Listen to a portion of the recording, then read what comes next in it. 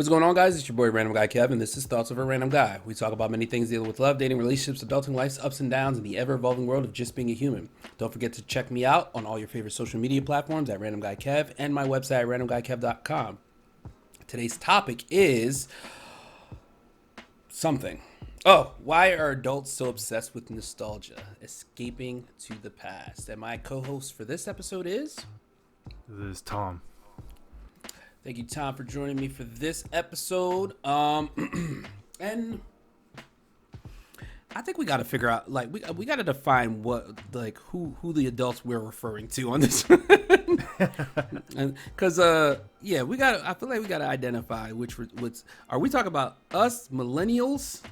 Oh, wait, we're millennials. Yeah, we're millennials. Or we talk about just everybody in general, because there's a lot of the new gen people that escape to our time because they like how certain things happened, like certain music, certain things that we wore, how life was before, like before cell phones. So it's kind of I feel like we gotta identify which adults we're talking for. I feel like the younger people that are obsessed with our nostalgia actually have a better time than we did with this nostalgia. You know what I mean? Like, I remember growing up, and while I appreciate and I do have nostalgia myself, I don't remember it being that good. We didn't have, like, our internet was slow. You know, we at one point we didn't even have computers. You know, our graphics on our video games sucked. There's definitely some classic TV shows and movies, but if you go back and watch some of them, they're not that good. So I don't know. I feel like people nowadays have more fun with it than we actually did when we were in it. I think they like the idea of the time before social media dominated everything, and the high quality of, you know, video games and products. And, you know, think about the cell phones. Cell phones were big and clunky. We had flip phones. Then you think about the internet, our computers. Like, everybody has their computer in the palm of their hand, but, you know, our computers, you know, we had dial-up. So when they see, like, videos of stuff like that, they're just like, oh, that's cool. Like, I'd be able to disconnect somebody that was on the internet to use the phone. Right. And I like our music too. Our music selection way better. Yeah. Music selection, like, I can say our music selection is way better. I agree. Our music offering in general. I agree. Way better than what's going on right now. I mean, don't get me wrong, there's a lot of catchy tunes now, but a lot of the catchy tunes are samples of songs from back then. Exactly. And, like, verbatim samples, like, you still hear the previous artist on that song, in the hook part of that person. And I'm like, bro, okay, damn. Y'all can't think of anything else? So it's like a lot of people are just remaking a lot of those older songs for this generation, but they're not as good. Well, I think there's another part of that's a little deeper though, because back then, when we didn't have so much access to the media, and we were just kind of, we had MTV and we had BET, right? We had like 3 channels to consume music, right? We had the radio. I remember in like the 2000s, right? Like, Lollipop played every fucking 10 minutes. You know what I'm saying? Like, I remember In the Club played every 10 minutes, you know. So these were tunes that were, like, ingrained in us, whether we wanted to hear it or not, right? Because we didn't have Spotify. The best we had was burned CDs that we could probably fit 12 tracks if you know how to do that. Yeah, you know, if you had LimeWire or something, or right, something like Pirate Bay, you was getting, yo, can you make me that CD from that? Can you give me that full album? and you ain't shit if your whole mixtape has nothing that other people recognize, right? So Correct. So a lot of it was okay, what was being played nonstop? That because I remember, all right, I remember back then, I didn't like NSYNC or Backstreet Boys too much. I'm not gonna lie. Back then, I wasn't a fan, right? But now, you know, if someone's got that on the karaoke, like I can't help it. Like I gotta join in. You know, it's like that's what nostalgia does. Is it unlocks this memory that because you know the song. You know it. You may not have liked it, but you know the song. Yeah. You know the words. And you like it now because it's a piece of your childhood, right? It's but let's really rewind back. Let's go back to like 1998, 1999, right? I remember at that time, right? I was obsessed with basketball. I was obsessed with I think like Pokemon, you know, I was there was all these things that are really popular now, but back then it was like we're in the middle of it, right? But at the same time, you know, like the times during that year was also pretty rough, right? Because people don't talk about that. You know, people aren't so woke. People weren't that so woke at that time. Where like, you know, the jokes were a lot more harsher, right? Yeah, jokes. Yeah, jokes were a lot more harsher. But it's like you got to remember, we didn't have access like everybody has access now. So it's like a lot of the jokes and stuff that we would say back then. I mean, we look at it now like, damn, that shit can't work now because somebody gonna get fired. Yeah. Back then, I couldn't come out in public and be like, yeah, like I listen to Backstreet Boys and I play Pokemon. Like you can't do that, you know. I mean, I kind of did that. I didn't give a fuck. But like the thing is, you had to the whole Pokemon back music thing. You had to grind for new music, new Pokemon cards, new this, new that, to know what's the latest and greatest. It's not like it was readily available in your hand. So once you heard it, you like, oh shit. Yeah. This I feel like it helped us, some of us, with our social presence in a sense, talking to people. Hey, you hear something, you like, oh, what's that? And you start talking to people like, oh, okay, oh, they have albums. Oh, they just released an album. Okay, they got the whole. Damn. Okay, I didn't catch all of that. Now you got to go to the mall, pick up that CD, or you're going to LimeWire, Pirate Bay, downloading that shit, burning it real quick. Same thing with Pokemon cards. Pokemon picked up. Pokemon was the first season when that shit dropped. I was like, I ain't know about Pokemon until it's like somebody like in class like, yo, did you watch that show on Fox? It was on WB Kids. Did you see that? Like, cause you know everybody was on the same schedule. We was all on the same school. After school, you're watching Fox, you're watching WB because they have the same lineup. The same shows. The same 6 to 8 shows going on. And then at night, you're watching after that you're watching Toonami.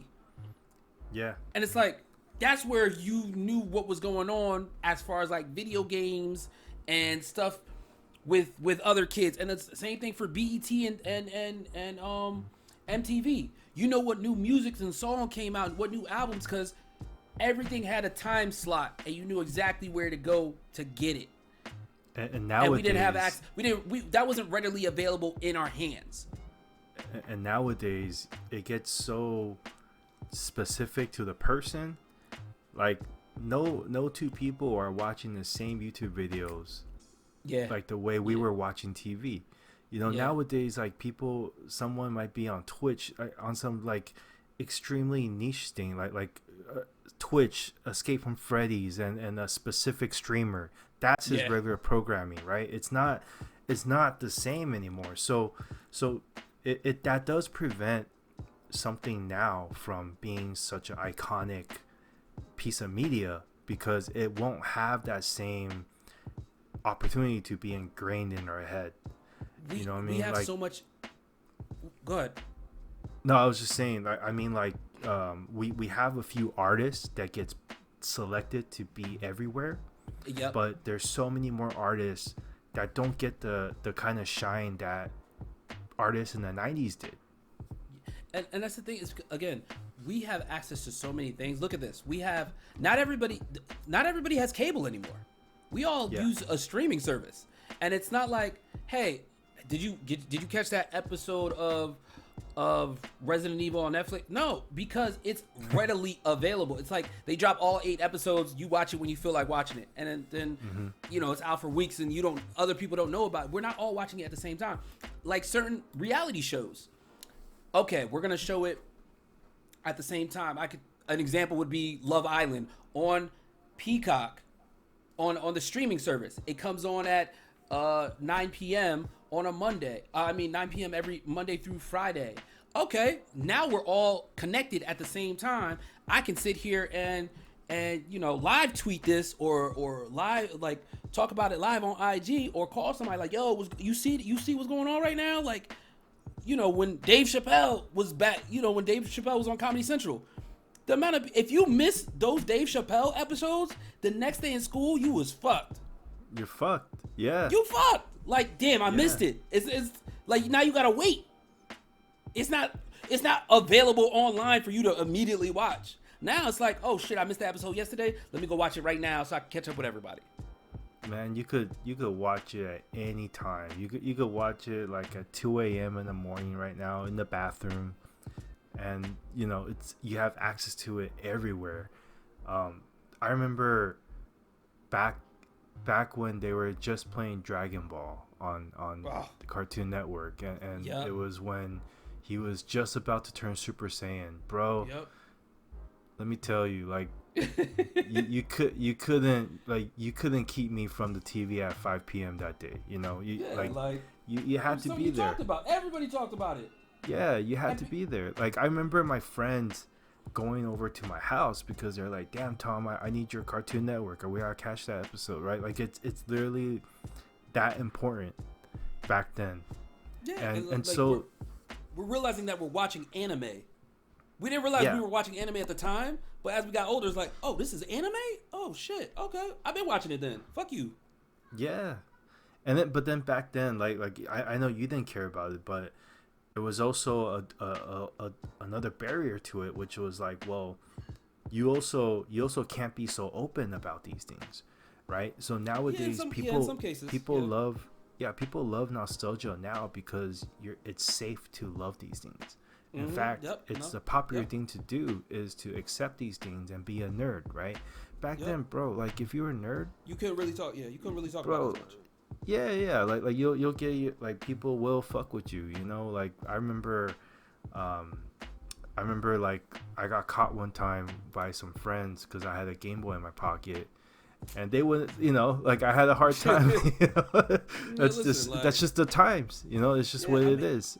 Yeah, that's what I mean. And at some point, you just kind of be, I don't care. Like, Tamagotchis. You remember when Tamagotchis came out? Right. Listen, that was a whole big yo-yos. If you didn't have a yo-yo, if you didn't have one of those Omega yo-yos, the one, the light up joints, bruh, those. It was like, damn. Hey, but you couldn't have one of those without at least a couple tricks, bro. Because some people, like, that had no tricks. The thing is, why we have nostalgia is because we can all, as a generation, like, bring up a situation, and we've all had the same situation. Yeah. When it comes to, like, watching shows, when games came out, when movies came out, when certain things came, like, we all collectively have the same situation, whereas a lot of this newer generation can't collectively have the same situation growing up. Like, do you remember when the Nintendo 64 was the new thing, right? And everyone was playing Mario 64, Mario Kart, and Smash Brothers. Yeah. Do you remember that? GoldenEye, there was GoldenEye, Star Fox. Yep. It was such a small library of games at that time, right? Yep. I think we could count maybe like no more than 30 games at the time with it, like 4 consoles. Right. Yep. Now like there's people that's never played Call of Duty, right? That's never played Fortnite because that's not their thing. Right? And that's just how many options you have. We had too many options happening. Again, that's the same thing that applies to music, games, clothing, shows, everything. Yeah. So it's like you have access to so many options that collectively, as a generation, you don't have too many things where you could be like, oh yeah, we all did this. Yeah. You could talk to somebody around your age. Oh yeah, we did that. I remember that. You guys all have backstories about something. It's not like, I don't feel like it's really romanticizing our childhood. It's more so, damn, like, I'm happy that we can all collectively talk about this. We can have genuine conversation about this, and then like look back and be like, damn, whatever happened to my console that I had? Did I sell that? Did I like and I told you before, like I bought a Game Boy. I have a Game Boy. I'm about to buy a Super Nintendo. Hook that joint. I bought some games already. Like, yeah, like it's about like, you know, the new stuff is cool, having all the options, but the old stuff, I mean, I think it's a lot better in most cases because there was more effort and care put into a lot of the things back then than they are now, because people can quickly produce them. People can quickly make, like, look at the movie scene now. Right. Like, everything, like a lot of stuff is straight to people don't do DVDs anymore. People don't do DVD. You know, remember when DVDs and Blu-rays were a big thing? They still sell them, but not like they used to, because everything is put on a streaming service. And movies are not going to the movie theaters. They're straight to streaming services. Going to the movies with your friends on a Friday night when a new movie came out, that was like, Mom, like, I'm going to go to the movies with so-and-so. You can come pick me up at this time. That's when the movie's supposed to be ending, but we're going to be here. And it's like, you have that, you know, I still like going to the theater now, not as much as I used to, because it's like, damn, who am I going to experience this with? The movie theater experience. And that's why I like even traveling, same thing. I like experiencing specific things with the people around me.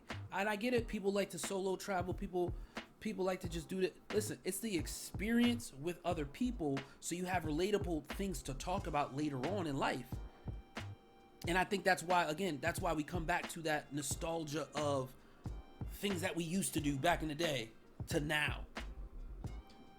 You can barely for sure do that nostalgic stuff now, because again, everything's readily available and some people don't want to do things. I think another big point of nostalgia though is it brings comfort, you know, like it was a time that we all remember for a lot of us where we didn't have financial responsibilities, you know, before you even worried about like girls or whatever. Like, there was a time in your life when all you cared about was just what you wanted to do, you know, and a lot of the times we spent during that time was, you know, watching TV and playing video games. So I think the comfort of that brings joy, right? I collect action figures of things that I used to like, so I don't have a whole lot, but I do have some. I'm not gonna sit here and play toys, right? Like, I'm here because it's on my wall, because it reminds me of something. It reminds me of myself. So I do think that there is a comfort to it for a lot of us millennials. Yeah, and I agree. I agree 100% on that. It's how do you feel like nostalgia affects our parenting styles or the way we approach adulthood? Because me personally, I've been seeing a lot of millennials on like when they're singing like, you know, like trying to put their kid to sleep or something. They're singing like 50 Cent or Yin Yang Twins or something like that. I'm like, yo, we can't. Y'all got the wrong people being parents right now, because we just make everything a game. Shit is funny. I think there's an argument that millennials are still kids. You know, like where I saw something last time. It was like we're in our 30s, but in our mind we're still kids. But then our bodies are like in our 80s. Yep. No, I listen. That's. It's just. Yeah, damn. I got a kid now.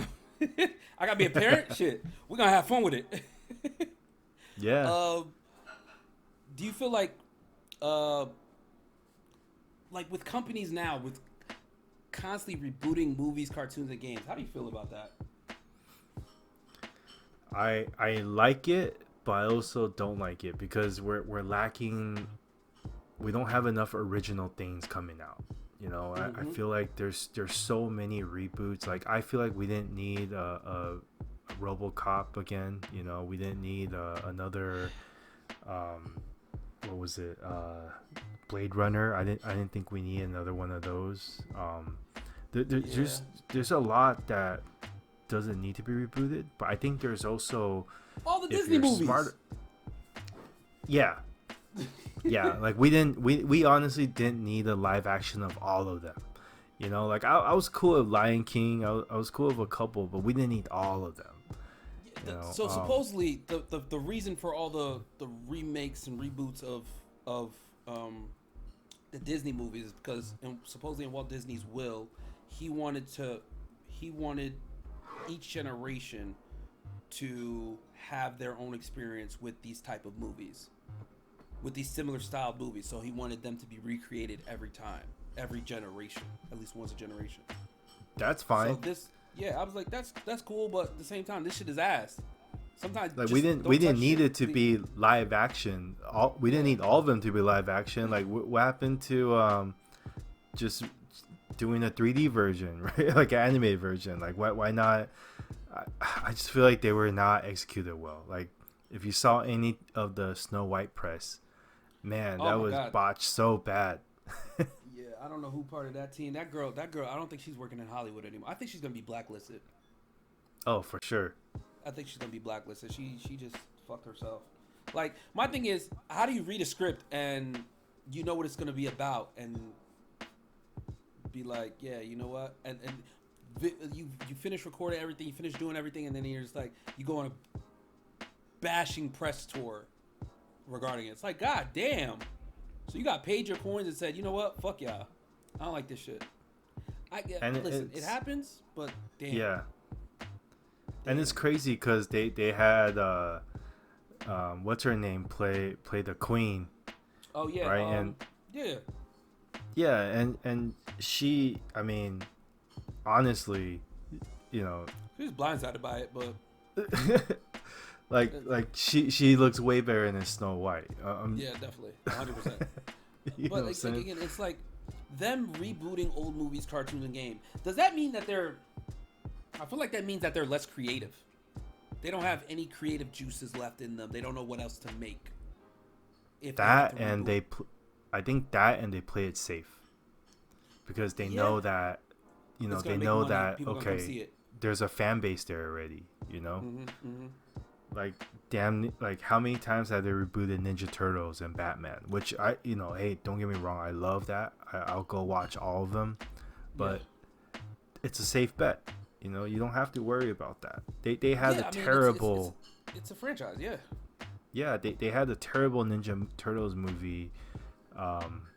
They had a terrible Power Rangers movie, but those movies are still successful. Yeah, they make some type of income. Like you wish the DC universe uses different heroes besides Superman and Batman, but those are their iconic heroes that everybody can relate to. It's safe. So they keep using them. So it's like, oh, and it's like you'll get a 60, 70-year-old. Oh yeah, I used to read the Superman comics back in the day. When so and so used to be the Superman for the TV version or some shit like that. And like I like watching my nostalgic past. It's the same thing for us. Yeah. We like seeing specific things, but now this new generations. It's starting to change a lot of things. Starting to change things. Like if they're making a remake, they're changing genders, they're changing race, and it's like, now you're gonna ruin my nostalgia. Now you're gonna fuck it over. And now I don't want to watch the shit. But it's all imaginary characters, so you could do what 9 times 10 is imaginary characters, and in some cases the author actually puts a race on those specific people, and whoever's creating the movie changes it to match whatever is going on today in the world. I think it's almost like it's like them saying, oh, like we're not making the same movie. because we're adding this element and that element, right? But when times get rough, I think companies rather play it safe but execute it wrong than the other way around, because you see like the MCU, they had a rough phase 4, and what they're doing now, they're bringing back the X-Men and the old Spider-Man, not even from the same universe. They're playing it safe. They're like, you know what, let's make sure that we recover from those bad movies, and it's a sign of the times, right? Nostalgia. They got to go back to their roots. They got to go back to the beginning. That's what they're doing, and that's what Hey, what worked for us back when we started? Okay, this, and that's the same thing for like, hey, they try to, you remember Teen Titans, right? Yeah. When they try to change it up for this new generation. Ooh, and they didn't execute it right, not at all. I don't know about this one. When Cartoon Network switched up everything, like certain shows we used to have in Toonami and the late night, and you became super user friendly, and I was like, bro, what the hell is this? What is happening? Don't tell me kids is watching this. No way kids is watching this, because ain't no way. But we're also old now. Obsession with the 90s 2000 culture and the aesthetics of it, like what that brought, and it's like, hey, we're gonna bring our own spin to it. Yeah. Do you feel like I don't know, Kev? Like, do you think we're just old now, and we're kind of protecting what we love from them, or do you think it's not executed right? It's not executed right. There's a way to do things correctly and still bring them magic from what those things brought to people, because now you're bringing in two different generations if you do it correctly, if you execute it correctly.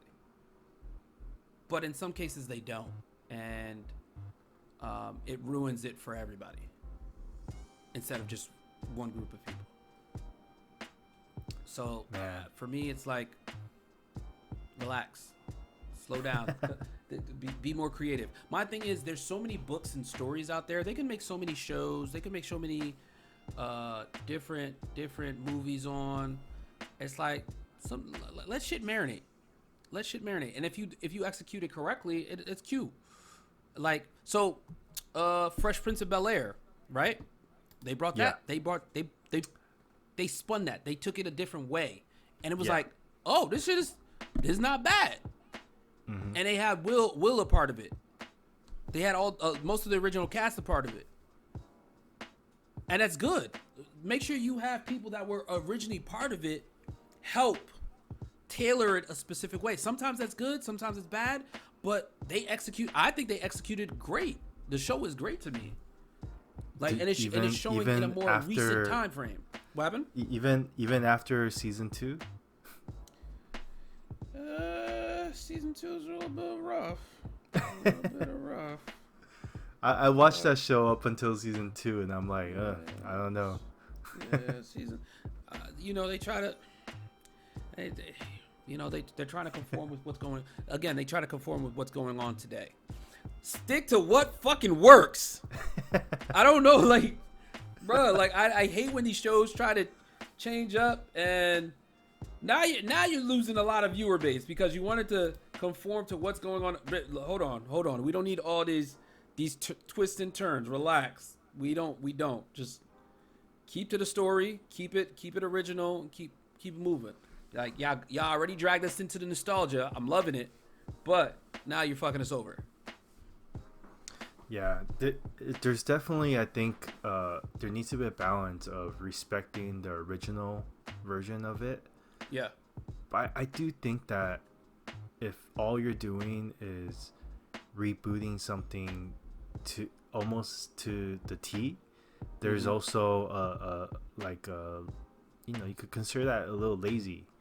That's very lazy. So the remix needs to be creative, and a lot of people, I think, fall short because they try to be too creative, or they're trying too many things that don't resonate with the original audience.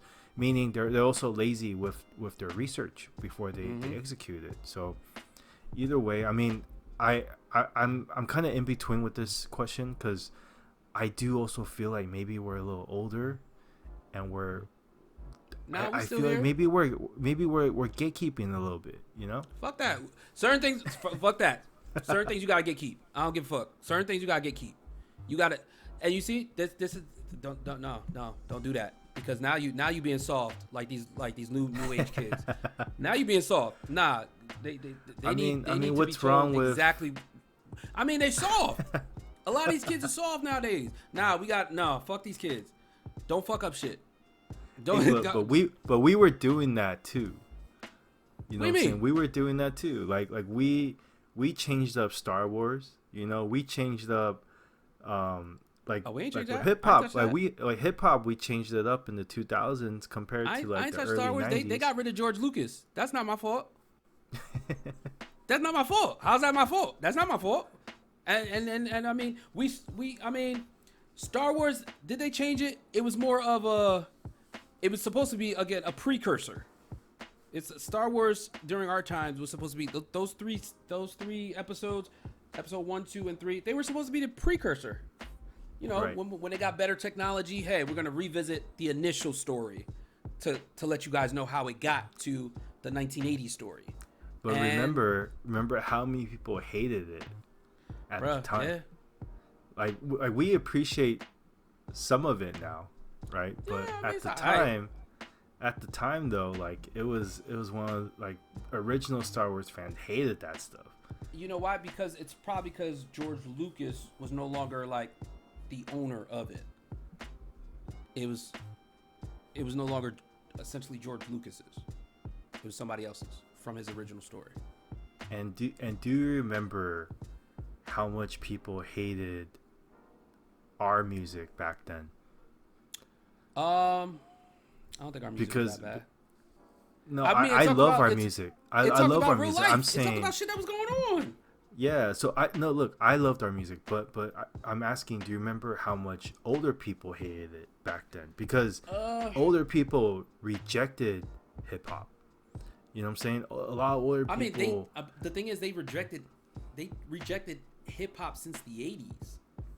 They didn't really like it. They thought it was too ghetto and too gangsters, like you're a hoodlum. And I mean, they rejected hip hop for a long period of time through the 80s, through the 90s, and through the 2000s. Right, but then the people that were in hip hop early on didn't like what was going on in the 2000s. You know what I'm saying? Like, I mean, when a lot of people would just sample their stuff and not give them credit. Right. Which is a lot of the hits that we were into then, and it's the same complaint we have now. You know what I'm saying? Like, I think so. I think there's a lot of just generational hate, not hate, but generational disapproval for new things that maybe we don't resonate with because we're not young. Like we're not. Don't get me wrong. The new stuff. Some of the new stuff is good. Don't get me wrong. It's really good. Some of the samples is good. But when it's trash, you gotta call it trash. I agree. I agree with that. You gotta. I'm not mad. Some of our stuff that was coming out, trash. Some of it from bigger artists too. Trash, garbage, shit. And then some of the new stuff. Hey, I'm gonna remake this song. And the remake. Sometimes the remake's a lot better than the original. It's like, oh shit, this is fire. Yeah. That's sometimes how it is. But during our time, it wasn't like every song was a remake. Now, every song is literally a remake of something.